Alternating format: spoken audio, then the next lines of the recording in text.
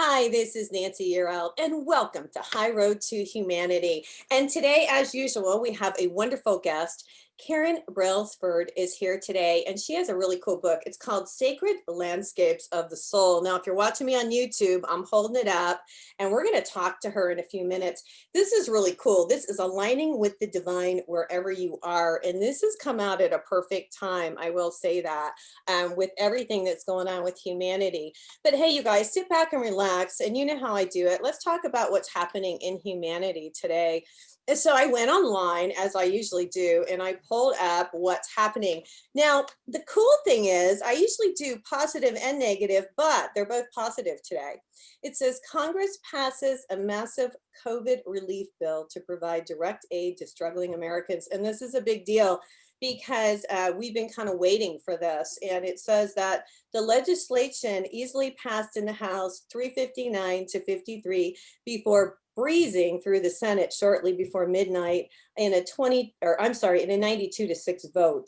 So this agreement includes, just so you guys know what's going to happen here, we get up to $600 per person for individual earnings of $75,000 per year, and married couples who earn up to $150,000 will get $600 more for each dependent for children living 18 years or under in your household. So this is something that I think people have been waiting for and will help. And I think it's a really cool thing. So there you have that. Now, I pulled this up, and this was really cool. Hundreds of neighbors surprised the UPS driver at an emotional thank you. This happened on December 20th, and I pulled this up and I had to share it with you guys. So a UPS driver went above and beyond this year, delivering nearly 200 packages a day through lockdowns and the flurry of the holiday season.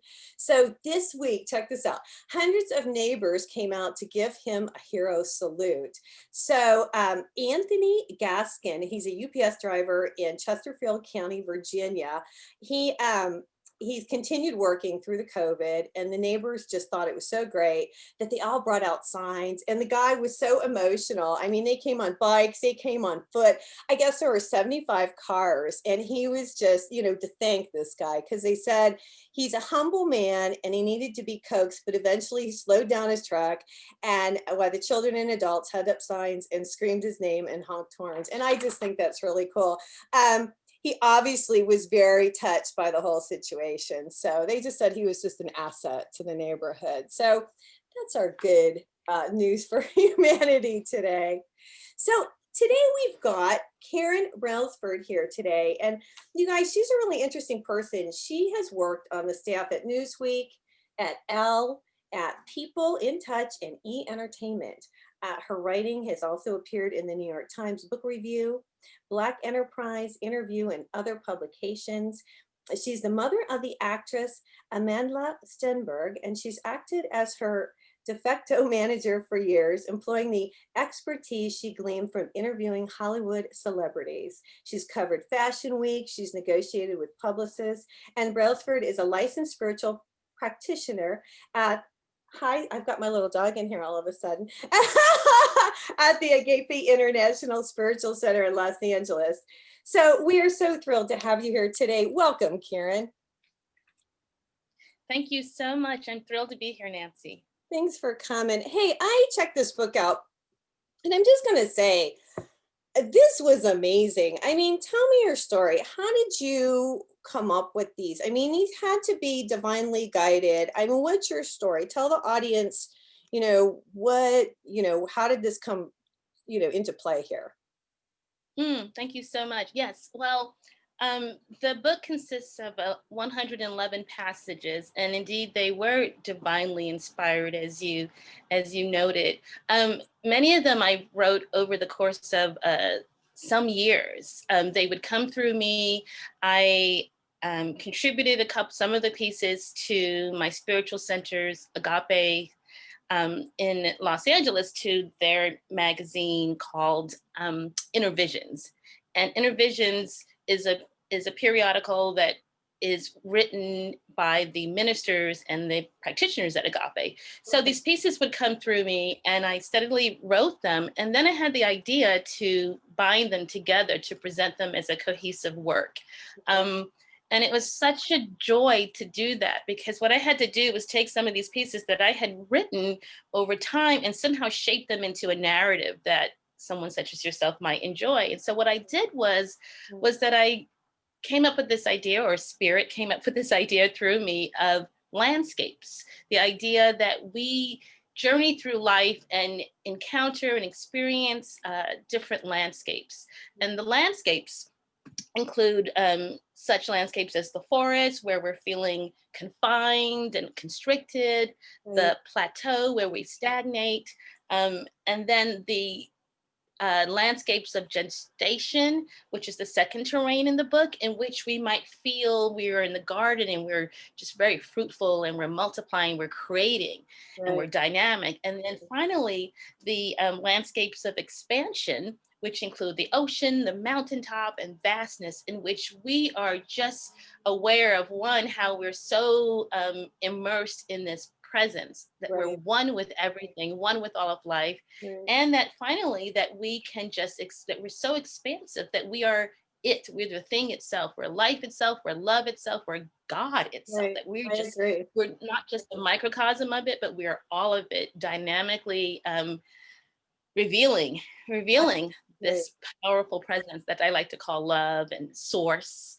and infinite intelligence and beauty. And so there's this real inherent sense of oneness. And so the pieces are the pieces are inspiring. Each one begins with an epigraph or a famous, sometimes not so famous person who's has this really beautiful quotation.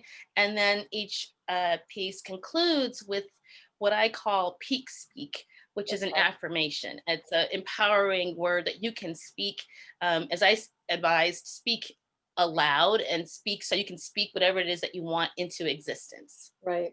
Well, and I just want to rewind a little bit. These, I just want to tell the audience these inspirational, these are daily inspirationals. Okay. First of all, let me back up and say 111 numbers mean something to me. So when you said 111, that hit me really hard because that's a spiritual sign. So, first of all, I thought that was really cool. But these are amazing. And these came to you. And I just want to understand, are you religious? Did you grow up in the church? I mean, do you meditate? Talk to me about, and I'm really connected to God. So I just want to find out. I guess I'm really interested. These have been coming to you for a long time. When did it start? Mhm. Tell me your story. How did this Mm. happen? You know what I mean? Well, to answer your question, you said, do I meditate? Am I spiritual? All of the Yeah. above. Okay, cool. And I write a little bit about this in the introduction to the piece, my spiritual journey. So I grew up in the Bronx, the South Bronx, Okay. exactly. Attending a Baptist church, a small Baptist church. And so I was always aware, because of my mother and her deep connection to God, that there was something really powerful and that this thing was real.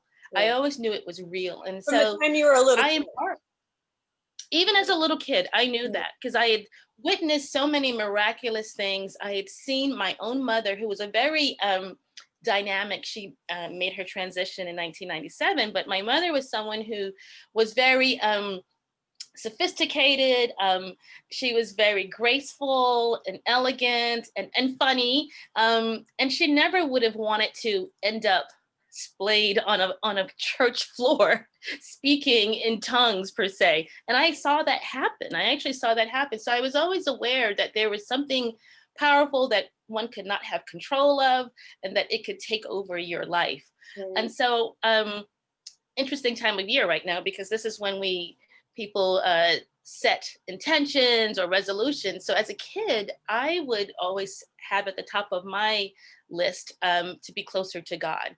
Oh And my so I goodness. wanted to Ah, feel that presence, or I wanted to just feel that this thing was real for myself, not that's just amazing, witness it. by the And way. so, I just want to say that, yeah, Karen. I mean, that's thank amazing you. that as a child that you would, So I yeah, that you would aspire for something. yeah, so I just mm, Yeah. exactly. So I wanted to do that. And so I went on my own journey. I attended a church. I went to Yale, and there's a church there called Black Church at Yale. And so it had the same gospel roots and feelings of the church that I grew up in the Bronx. And then Nice. not until I actually moved to Los Angeles and walked through the doors of Agape after an acupuncturist. Yes, I moved to Los Angeles, very LA. Yeah, so yeah. I was seeing an acupuncturist, and while I was on her table, she Okay. put these needles in me, and I had this experience that was in alignment, the same as the experience that I had witnessed in my Baptist church. She The moved the idea of energy. speaking Yeah, she moved the exactly. energy when she, because I'm throwing this out there for the audience because when you have Yes, acupuncture, please. it moves the energy, right? Cool. Exactly. But I had no expectation that this was going to happen. I just thought, okay, I'm there for this medical reason. And I wanted to shrink I had these fibroid tumors. I wanted to shrink them naturally. So I had no idea that that's what an acupuncturist does. And so as soon as she put the needles in, I felt this rush, this gushing. And I started to speak this language I didn't understand. I also started to sing, and I sang these songs that I had grown up hearing in my Baptist church, and then I actually sang as a child on the Sunbeam Choir, it was called. And so I realized there's this connection between energy and what I had witnessed as a kid. I have not really delved too much into seeing, and there's a lot written about this and how, what happens when you quote unquote catch the spirit. But that's what happened to me on the acupuncturist table. And so I turned to her and I said, so do you work with spirit? and so she, and, and she said, oh, yeah, I do. And then I said, well, I've been feeling that I need to find a spiritual center. Like I need to find a Right, church. right. And actually at the time I had 3 car accidents. Granted, I was a new driver from Los Angeles, but the third accident was Wow. so strange. And when I got out of the car, this elderly gentleman hit me. When I got out of the cars, people were standing around. They were like, that was really strange. It was almost as if he was meant to hit you. And so I really felt that the universe was trying to tap me on the shoulder and get my Yeah, attention. And so I had yeah. this idea of finding a spiritual center and quote unquote getting closer to God. So when this acupuncturist mentioned, oh, I go to Agape, I thought I've got to go to Agape. Right. And so I go to Agape, which is Agape is we say trans denominational spiritual center. It's not just a Baptist or whatever. It It's for embraces everybody. everyone. It's for It's for everybody. everyone. And Cool. what's very unique about it in this country is that it's very multicultural, very diverse. Okay. So, and We are going to go to someone said, commercial. Hey, I'm going to stop you a second. We're going to run to commercial mhm, break. When we come back, I want you to tell me about the Agave Center. Tell the audience about it, okay? Because I don't want to miss any of this and I don't want to cut you off too soon. Hey, you guys, her book is called Sacred Landscape of the Soul. If you're watching me on YouTube, I'm holding it up. It's aligning with the divine wherever you are. This is Nancy Yearout. This is High Road to Humanity, and we will be right back.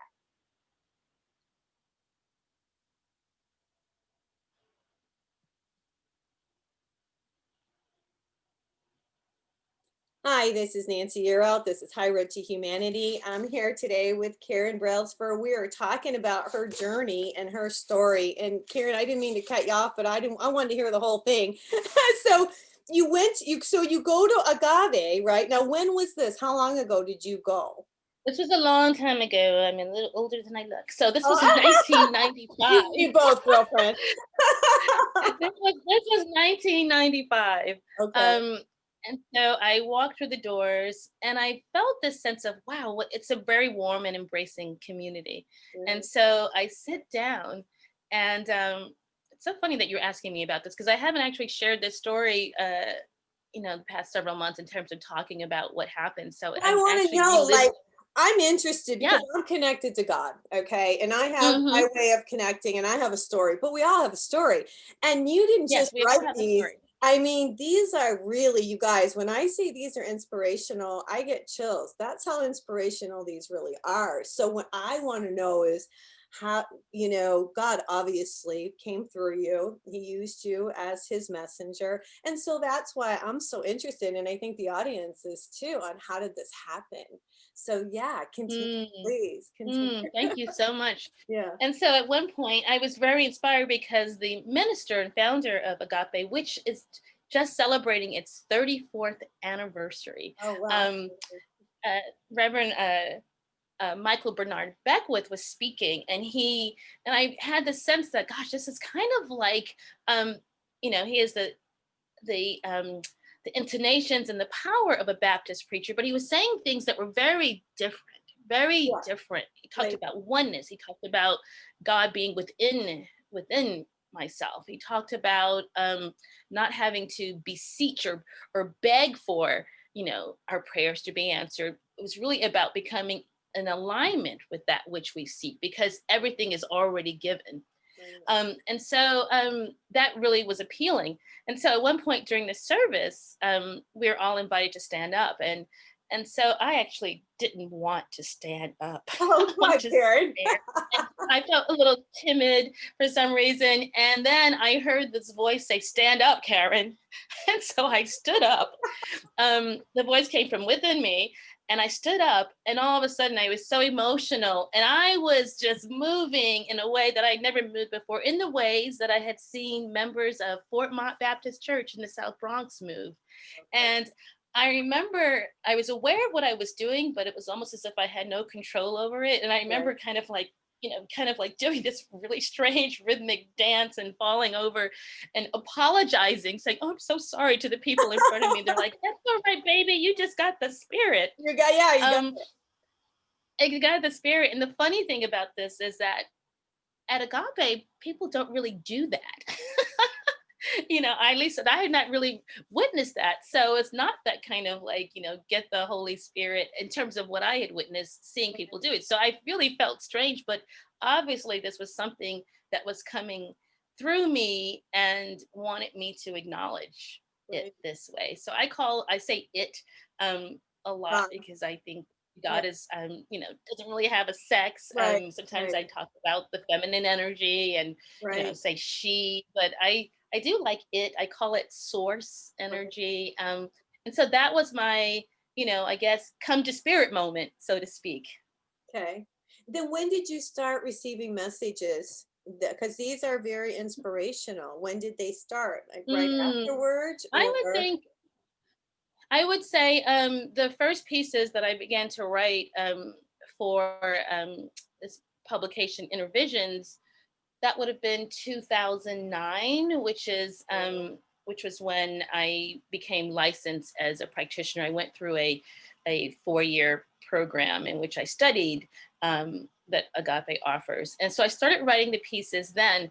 But I think that the messages have always come. I didn't necessarily understand how they were coming or what was happening, but right, coming in this way, in terms of being just being able to just be open to receiving these words. And what's I want to say, I am a little bit reluctant to use the word channel, because I think channel has a certain connotation that sometimes I'm no, not quite I sure that's the understand. exact word, but for lack of a better word, that's probably Yeah. what happens. It just, so I download, and I actually think that everyone receives messages. I Well, think no, that um, you're exactly right, and I don't mean to interrupt you. When I wrote my book, it's that's "Wake okay. Up, the Universe is Speaking to You," and I talk about energy. Kind of, I have my story Mm-hmm. too. And when I wrote my book, I would get the message of what I was supposed to write, and it was kind of weird because I didn't realize at first. But I would write something, and then I'd find myself writing it again, and then I knew it wasn't really coming from me, it was coming from somewhere else. And I think that was my confirmation. Did you have something similar happen to you where then you Exactly, realized? exactly. Because Yeah. it was actually, we like to talk about the idea of co-creating with spirit Right. at Agape, that we're co-creating something. And so the messages become, I would have in my idea experiences that I had, some, painful or very instructive or inspirational in Mhm. my own life, personal experiences. Mhm. But so I'd be, I guess, in that place of remembering or needing in that moment something to come and nurture Comfort me and you. comfort me. Right. Exactly. So I feel like the pieces are really, in a way, the book is almost a diary, although it's not specific in terms of knowing what I Yeah. was experiencing at that time. And so when I read the book now, I can remember, like, oh, that piece came through because of this. And sometimes the pieces at the very top, I know that you talked about what was going on in the world. Yeah. And some of the pieces were addressing very specific things that were happening at the time. But I Right. don't say this, the specificness of it all. But that's what Mhm. that was the inspiration for the pieces. I remember one piece I wrote, something atrocious that happened, seemingly really atrocious and painful. I Yeah. can't even remember what it was just a couple of years ago. And so I knew my deadline to write this piece is such and such date, but Spirit was like, just wait a minute, wait a minute, wait a minute, wait, wait, wait. And so days later, this piece came through in response to something that I had read in the newspaper that was happening in this country. So it's a very universal, the pieces are very universal. They're not Mhm. about my life per se, but that was the inspiration and things that have been going on in the world. You are very in tune. Do you stay in tune now through prayer, through meditation, through going to agave, or how do you stay? Because you are very in tune, I can tell, and you get your messages. And you said God said to wait, and that's so cool that you say that, because I want the audience to understand that we do get messages, and we need to pay attention to those messages. And see, you've learned to pay attention, so you knew, even though you wanted to write it, you waited. Can you talk about that a little bit? Address that, as far as, Yes, yes, being yes. connected. My Absolutely. My spiritual practice consists of meditation and prayer. I actually also journal.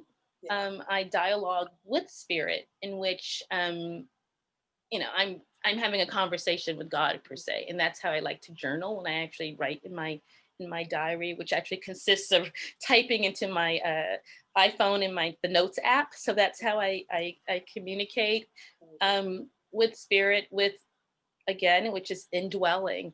And so I do want to stress that everyone is always receiving messages. There's no way you can. It's about, because this presence, this energy is everywhere, and it's part of everything, and it's who we are. So I just feel that it's about tuning into how you best communicate. I think the greatest composers and songwriters, they are, being open and receptive to these songs coming in which they kind of like grab them and Mhm. bring them down and anchor them through their own personal, unique ways of Yeah, expressing. So that's that's what I feel happens with my writing. I know it happens. um you talked about the numbers. I right. couldn't help but notice that when I signed in for this podcast, for this interview, that 111 was there as well. Oh, was it? Okay. And it's funny, Yeah, we talk about this, and I'll share this with the audience. I see 1111 all the time, and it's my confirmation that I am that God is with me, that I'm on the right path. And that's what we're talking about here. If you guys don't know what 1111 means, it started happening for me, gosh, probably a couple years ago. It was the weirdest thing, but it happens all the time. So, and I pay attention to the numbers just like you do. I love what you said about being a friend with God. And I want to bring that up. We got a couple minutes before we have to go to commercial break. But I just want to say that just recently, somebody had said to me, God wants you to be his friend, and or her, or the divine, source, however you want to address. But the thing is, you can have a really good relationship with the divine. And I love how you talked about journaling and how you write. And I know what you do. You wait and you say, hey, God, I always say, hey, God, what do I need to know today when I'm doing my meditation? And then I wait and I listen to what my message is for that day. But I guess what I'm trying to say is we need to have a relationship, like, he's our friend or she's our friend, or the source is our friend, instead of being afraid or fearful or feeling judged or something along those lines. If we can just realize that it's divine love that we're connecting with, and this connection helps us if we pay attention. I just think that's what I'd like for people to understand more than anything, that we have the ability to connect and be better people and be happier people if we do it. You know what I mean? Don't you think, Karen? absolutely, absolutely, That's what I absolutely. think. I couldn't That's what agree I with you feel. more. Anyway, you guys, I'm here today with Karen Bruns for her book is Sacred Landscapes of the Soul. If you're watching me on YouTube, we can get this at Amazon, right, Karen? Yes, you can get this on Amazon and any other bookseller that you like to shop. Okay, and how do we find you? What if someone wants to get in contact with you? What's your contact information? Oh, please go to my website, KarenBrailsford.com. I have links to buy the book. I have all of my social media connections. I have all kinds of writings on there, inspirational, creative, even my journalistic writings too. So it's a very colorful website. Okay, cool. And it's Brailsford, you guys, and it's Karen. All right, this is Nancy. You're out. This is High Road to Humanity, and we will be right back.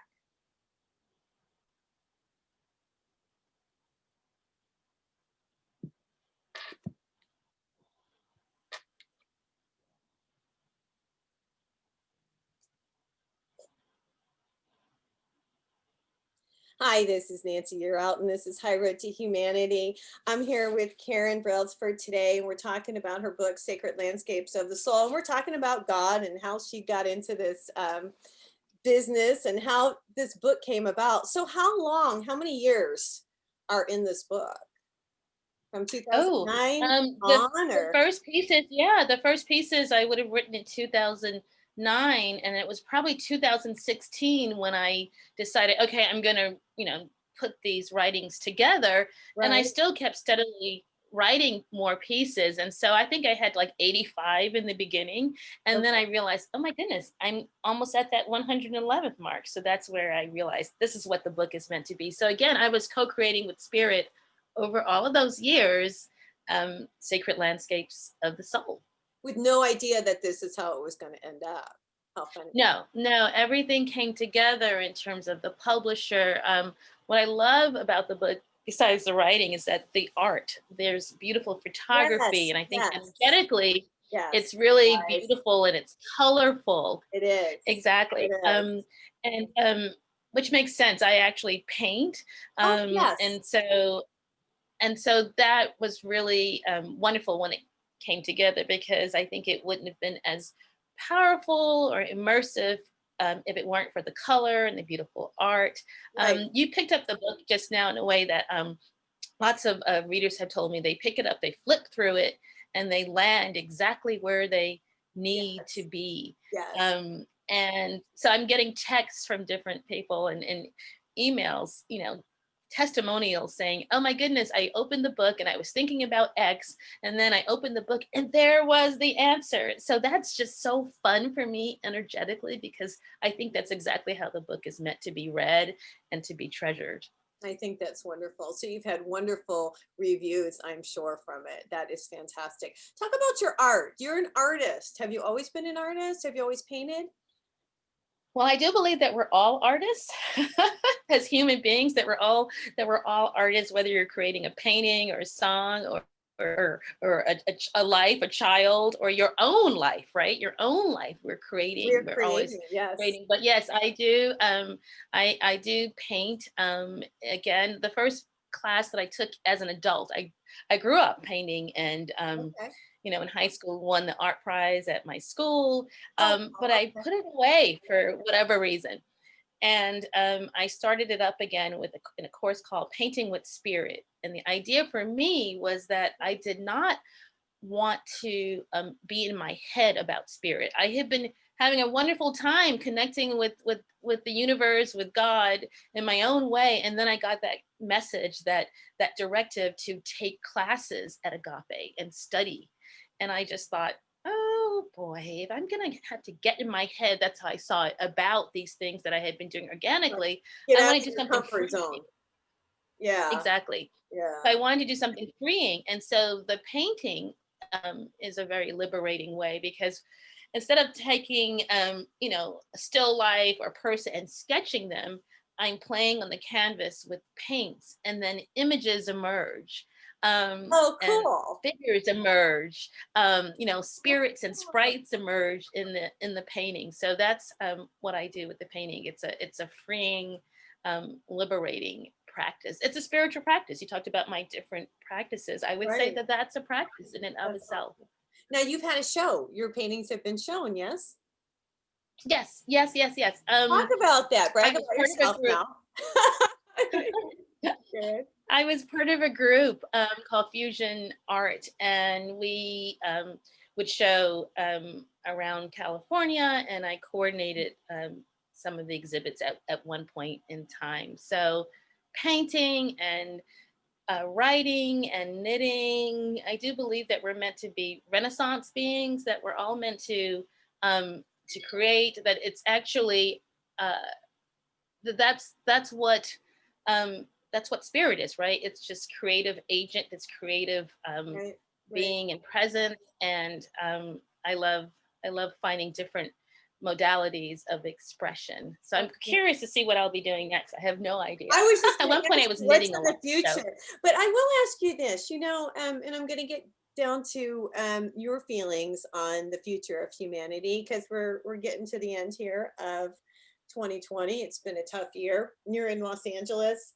How are things out there with the COVID? What's the situation? I always like to ask my guests every week, what's happening? mm, What's mm. happening around you up It's there? really, yeah, it's been a really sobering time, as you know. It's interesting that you began at the top of our discussion, your introduction. I know that you talked about the news and what was happening in the news. And Hmm. what came up for me then is one thing, that everything is so divinely orchestrated, because for some reason I watched a snippet of CNN before I signed on to uh, to talk with you, and I was actually thinking, oh, I should actually be in prayer and meditation in terms of preparing for our interview. But for some reason, I actually was watching the news. So how funny that how synchronistic that that's how you begin. Yes. And so what came up for me when I was listening to you is the idea that two different things are happening. One, the first story you talked about was about the monies that Right. finally are coming through. Right. And what the pandemic has revealed is just how much need there is, Mm. and how fragile society is, and how Right. Living fragile paycheck to the world paycheck. is. Yeah. Exactly. So many people are living paycheck to paycheck. And so the pandemic has revealed these really, I'm going to say, abhorrent inequalities that Right. exist in our society. And Right. so I think knowledge is awareness. And then secondly, you segued into a story about this do-gooder story, about people coming together and supporting this gentleman. And I think that's also happening right now, Right. that there's healing happening, that so many people are, diving deeply into love and to the idea of being generous and caring for one another and supporting one another. So that's happening as well. I That's agree. happening as well. I agree. Well, and I think, and I say this on my show a lot, so my listeners hear it from me, but I really believe that this COVID was meant for us to stay at home and go within and realize what's important in life. And it's not the material things that we have, because you can't take it with you, and we all have an Hmm. expiration date. We're only here for a certain amount of time. And what we do here makes a difference, whether people believe it or not, energetically it does. I believe that we are trying to raise our consciousness, and you can tell me your feelings on this. I believe we're raising our consciousness so that we can go back up with the divine, because if our vibration is not high enough, we won't be able to be absorbed back into that oneness. And that's what we're talking about here, is raising the vibration. What do you think, Miss I Kim? think definitely that healing is happening now. Yeah. That regardless of appearances, regardless of what it looks like, there's been a lot of suffering. There's been a lot of pain. There's been a lot of battling, in terms of racial, issues that have come to the forefront. Right. But ultimately, I think for those who are seeking to help co-create a better world, that it is important that we dive deep, that we go within, Have to. that we align with the presence, that align with love and align with generosity and align with compassion to raise the consciousness of everyone around us, Right. to Well, inspire. yeah, well, I mean, we're all the same. And that's the thing. Energetically, we're all the same. And that, I guess, the biggest thing that I would like to see in society is for people to look on the inside instead of on the outside. That's what's important. That's where the treasure lies. Our soul and our goodness and our real essence is inside. And we're just in these bodies for a certain amount of time. But I just, if we can just be kind to each other, I just really feel like if we can go back to how it used to be. I'm really big on, now you get me started here, Karen, but I'm really big on um, respect. And, it used to be your name really meant a lot, and a handshake meant something. And people had integrity, and people had morals and values. And I grew up like that. So, see, I'm aging myself too, right here, Karen. But I'll tell you, those things are what makes us um, a society, that if we respect each other, that's what makes us civilized.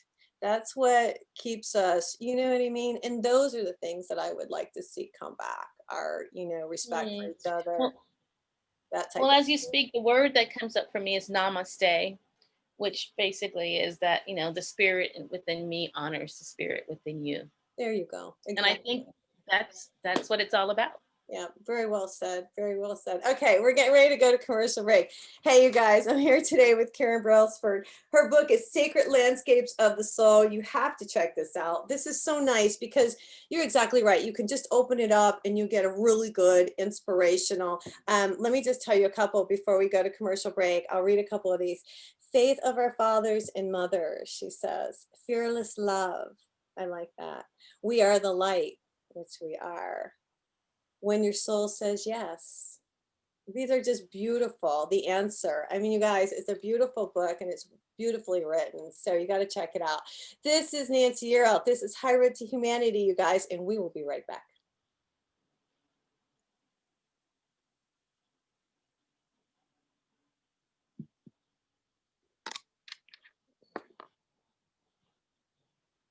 Hi, it's Nancy Yearout. This is High Road to Humanity. I'm here today with Karen. Karen's in Los Angeles, and she's talking to us about God and her spiritual journey. What you got planned for the future, Karen? Mm. What do I have planned for the future? Well, I'm You got going to another continue book? to do what I've been doing, which is to create and to express and co-create with spirit, whatever it is that it wants to bring through me. Um, I'm always writing, so I'm Cool. continuing to write um, um, fun personal essays. Nice. And I am also, what I really want to do is just to be present with what is. I know. It's That's also hard. been an invitation during this pandemic. It's hard, Karen, to be. I mean, I work on it every single day. Is it? Are you? I'm just not there. I mean, I do. I have to really make a conscious effort every day to be present. I'm always, it's something I'm constantly working on. I think a lot of us. Is it difficult for you, or is it easier for you at this point? Have you worked on it for a while? Being present? I think this pandemic has made it easier in some ways for me because I don't really have a choice but to be present with what is. I've Yeah. realized during what's happening right now that I'm much more pragmatic than I realized I was. So Okay. it's been interesting to witness myself at this time. Like I'm very pragmatic, and so I realized that I'm not very much into as this word that I think uh, Michael Bernard Beckwith at Agape uses, futurizing. I'm not saying, okay, I'm going to, when this happens, when that happens, I'm like, where am I right here, right now? And Okay. being Cool. grateful in the presence. That's the key practice, I think, of of becoming to center, is just to be grateful for what's happening in one moment, finding something to be grateful, even if it's just opening your eyes in the morning and saying, wow, Great. I'm here. I'm Now, here now. And so right. trusting. Well, and trusting, yeah, you have to trust. You have to have faith, and it's hard to have faith in something you can't see. But that's a big thing. Once you have faith, and things seem to kind of roll, is the way that I've always experienced it. I want to bring up. Mm. You're a mom. How many children do you have? Do I have one daughter? You have one daughter. I did not know who your daughter was. I just was all excited to have you on my show. And my daughter said, "Oh, do you know her daughter? Talk about your daughter." I didn't realize that you have such a My famous daughter daughter. is Amanda Stenberg, and she's an actress and an Yes. activist. And the word Amandla means power in Zulu and Xhosa. Amanda. And so I do feel that, she was named, properly named, because she's this dynamic, powerful spirit. And she, I guess, became part of the public consciousness because she played Rue in the Hunger Games. That was her Right. breakout role when she was, gosh, 12 years old. And so she's now 22, believe it or Oh, not. she's 22. And Okay. so, All right.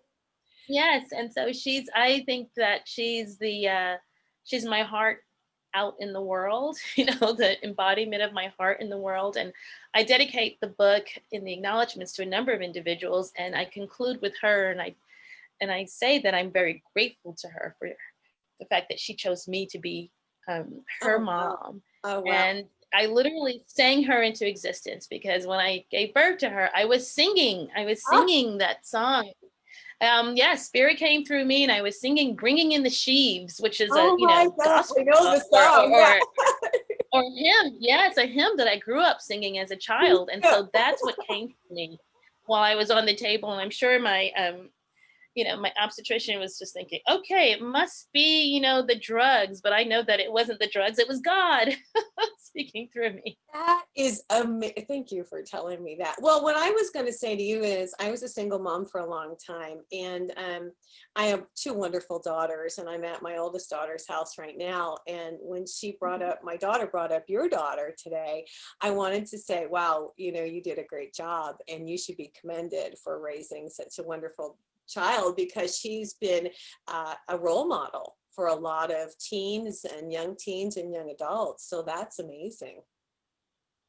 Well, thank you for saying that. Yeah. Sometimes when people say that to me, I always go, yes, and the yes, but is that I really do think Oh, that she chose me, and that I'm benefiting. I think I posted once. I had she and Michael Bernard Beckwith, the founder and spiritual director of Agape, ran into each other at an event in Hollywood once, and I was elsewhere, and I happened to see this photograph come up, and so I wrote a post saying, "Oh, when you're two gurus run into one another." So I yeah. see her as my guru, spiritual guru, and I see Michael Bernard Beckwith as one of my gurus. And I use that word lightly because I really do think that we're our own gurus, that we're here to kind of find our own way with spirit.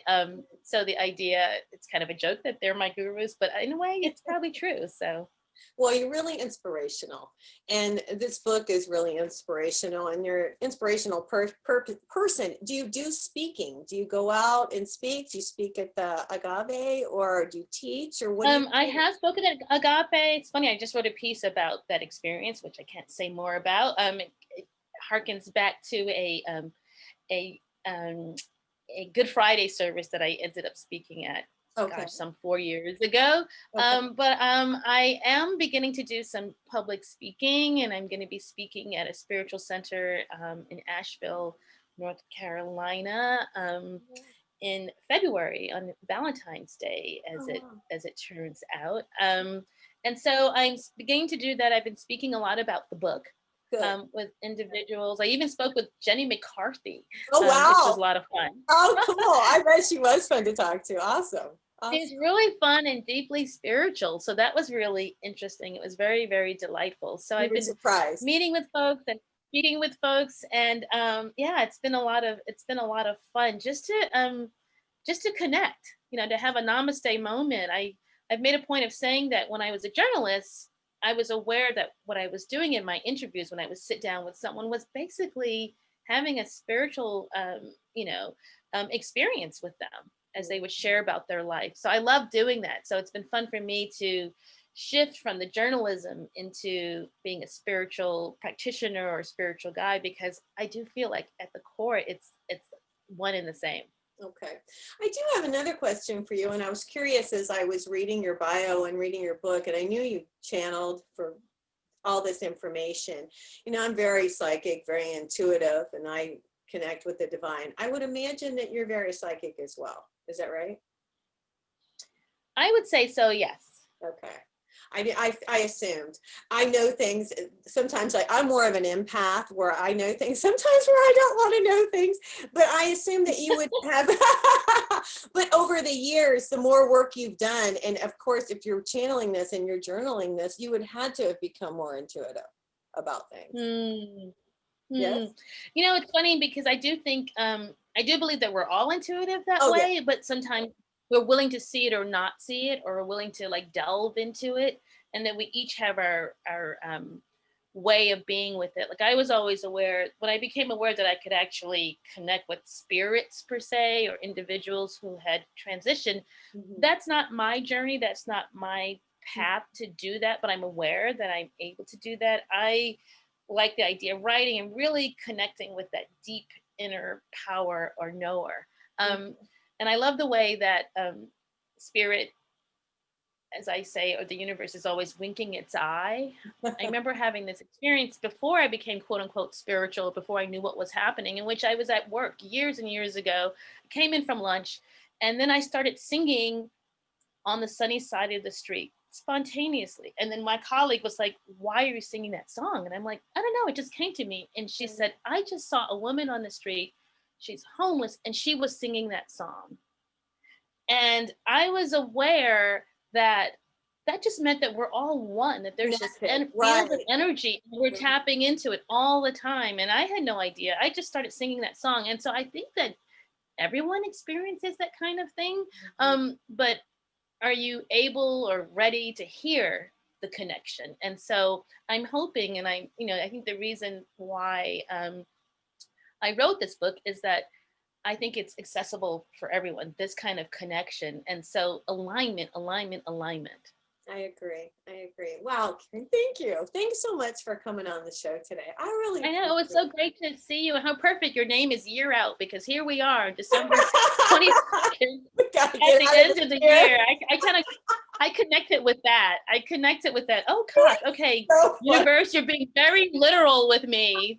This is my final interview of the year. Oh my Um, God. and so I just thought that was very cute too. That's Thank you for wonderful. winking at the universe. That was your sign. See, guys, pay attention to Yes, the that signs. was yet another sign. I love it. Karen, thanks. You guys, her book is Sacred Landscapes of the Soul. Tell everybody again how they can get in touch with you if they would like to. Yes, KarenBrailsford.com.